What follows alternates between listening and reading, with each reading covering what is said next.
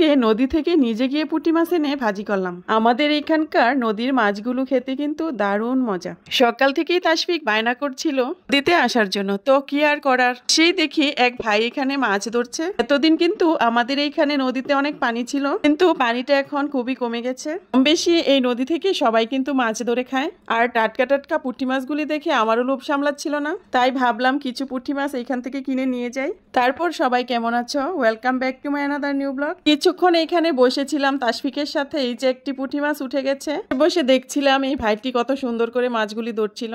তো তাসফিকও কিন্তু দেখা দেখি নেমে পড়েছে মাছ ধরার জন্য। মাছ ধরাটা এখনকার বাচ্চাদের গল্পের মতো, তো আমি আমার বাবার সাথে অনেক দিন বিলে মাছ ধরেছি। শুধু মাছ নয়, আমাদের বিলে কিন্তু প্রচুর শাপলা হতো আর শালুক হতো। আমাদের বিল থেকে কিন্তু আমি অনেক অনেক কলমি শাকও তুলেছিলাম, আর মা আমাকে কলমি শাক ভাজি করে দিত, কি মজা লাগতো খেতে। পুরোনো দিনগুলা কিন্তু স্মৃতি হয়ে থেকে যায়। তো এই ভাইটি কিন্তু অনেকক্ষণ ধরে রোদ্রে বসে থেকেই মাছগুলি ধরেছে। তারপর ভাইটি বলছিল যে এই মাছগুলি আমি বিক্রি করে দিব। আমি ভেবেছিলাম হয়তো 100 টাকা হবে মাছগুলার দাম। তারপর আমি জিজ্ঞেস করছিলাম যে মাছগুলা কত টাকা। তারপর এই ভাইটি হাসি মুখে বলল যে 50 টাকা দিলেই হবে। আর এইদিকে তাসফিক কিন্তু গরিবের একুরিয়াম বানিয়ে ফেলেছে বোতল দিয়ে। আর তাসফিকের এই বোতলে 4টা পুঁটি মাছ কিন্তু ভাইটি ফ্রিতে দিয়েছে।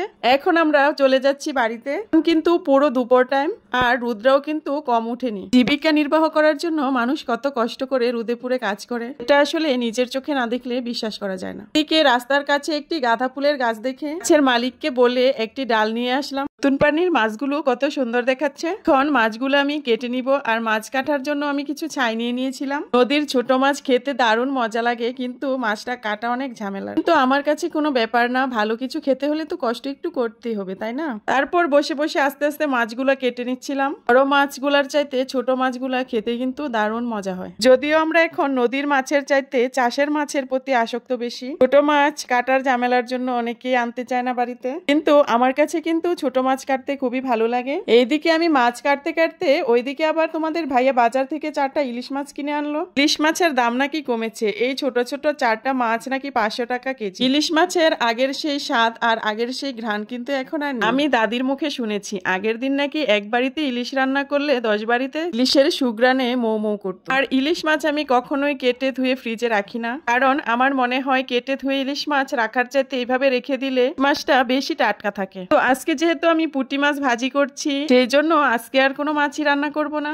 এই মাছ ভাজা হলেই কিন্তু আমার পরিবারের সবাই খুশি, শুধু একজন ছাড়া, আর সে হচ্ছে আমার ছোট বাবাইটা। আমার ছোট বাবাইটার জন্য কিন্তু পাঙ্গাস মাছ এনে রাখতে হয় ফ্রিজে, কারণ সে এখন খুবই ছোট আর অন্য সব মাছে প্রচুর পরিমাণের কাটা থাকে। তাই আমার বাবাইটার জন্য 2টা পাঙ্গাসের পিস নিয়েছি ভাজি করার জন্য, কারণ এই পাঙ্গাস মাছ ছাড়া আমার বাবাইটা আর কোনো মাছই খেতে পারে না। যদিও আমার আর ওদের শৈশবটার মধ্যে হাজার হাজার পার্থক্য, কারণ ছোটবেলায় দেখতাম বাবা বিল থেকে প্রচুর পরিমাণে শোল কই মাছ ধরতো, আর চাষের মাছের থেকে মারিল মাছই বেশি খেতাম। চলে আসা দিনগুলা সবসময়ই ভালো হয়। নিশা তো ভাজা মাছ পেয়ে খুবই খুশি, আর ওর কাছে দারুণ মজা লেগেছিল।